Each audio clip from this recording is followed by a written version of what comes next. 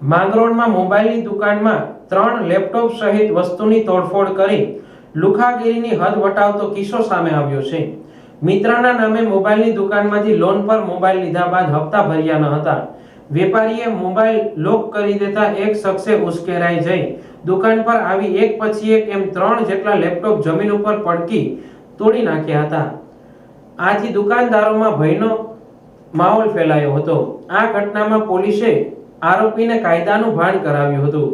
શહેરના લીમડા ચોકમાં રાજમોતી મોલમાં આવેલ સાગર મોબાઈલ નામની દુકાનમાં સાંજના સમયે આ ઘટના બની હતી, જેમાં એક શખ્સે મોબાઈલની દુકાનમાં અંદર પ્રવેશી બોલાચાલી કરી 3 લેપટોપની તોડફોડ કરી હતી।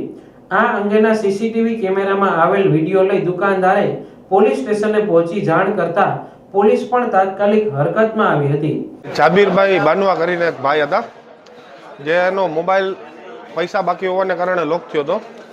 જોકે મોબાઈલ એનો હતો નહીં, બીજા પર્સનનો હતો, અને આવી અને ખોટી દાદાગીરી કરી અને મારી દુકાનના 3 લેપટોપ તોડી નાખ્યા અને અમને બધીને ધમકી આપી અને બધી મારામારી કરી દુકાને। અમે પોલીસ ફરિયાદ કરેલી છે। મોબાઈલ વેપારીની ફરિયાદને તાત્કાલિક આરોપીને ઝડપી પાડ્યો હતો।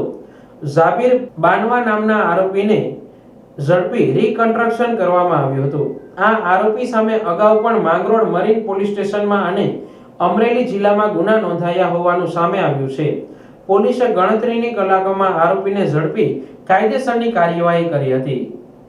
આજરોજ માંગરોળ ખાતે સાગર મોબાઈલ નામની દુકાન આવેલી હતી, ત્યાં આગળ જાબીર શાહ ઇકબાલ શાહ બાનવા કરી અને માંગરોળમાં રહેતા એક ઈસમે મોબાઈલના પૈસા ભરવા બાબતે દુકાનના માલિક સાથે તકરાર કરી દુકાનના માલિકના 3 લેપટોપ તોડી નાખેલ છે, તેમજ દુકાનના માલિકને ગુનાહિત ધમકી આપેલ છે।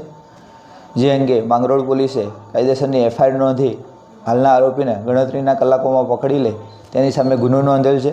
હાલના આરોપીને ગુનાહિત જગ્યાએ લઈ જઈ અને રિકન્સ્ટ્રક્શન પંચનામું કરવામાં આવેલ છે, તેમજ આગળની વધુ તપાસ હાથ ધરવામાં આવેલ છે। સાહેબ, આ બાબતે કંઈ બહારના આરોપીના કોઈ ગુના દાખલ થયેલ છે? હાલના આરોપી વિરુદ્ધ સને 2019માં Mangrol marine police station Junagadh જિલ્લા ખાતે તેમજ ધારી પોલીસ સ્ટેશન અમરેલી ખાતે અગાઉ પણ ગુના દાખલ થયેલ છે।